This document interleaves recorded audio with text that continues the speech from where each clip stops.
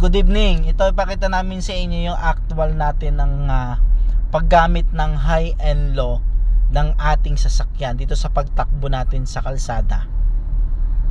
Kung gagamit tayo ng high and low, make it sure na wala tayong kasalubong sa harapan, no? Pagka pwede naman natin gamitin yung high and low, binibigyang warning natin yung nasa harapan. Pero hindi sa madalas sa pagkakataon. Ano? Gaya niyan. O sige, pakita natin yung high. High natin. Yan, yung high na yan. O yun, ganun lang. Pinitik niya lang pagka may kasalubong sa harap. No? Yung high. So yung high natin dito, yan, magbu-blue oh. Papatay yan. Liman lugar at walang kasalubong, pwede natin gamitin yung ating high, no?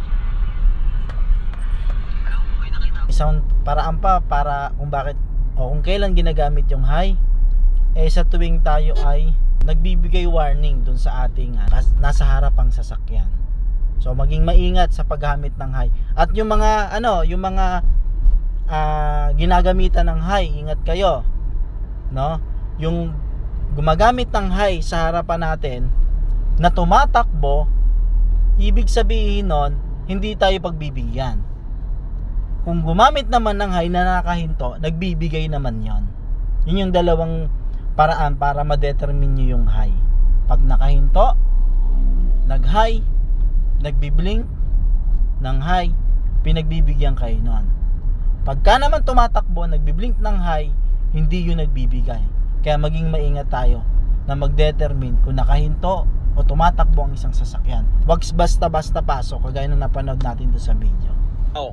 Nag-blink pa ng headlights ng SUV. Signal pa ng headlights ng SUV. No? Na nag-high na nga yung sasakyan, ipinasok niya pa ng alanganin.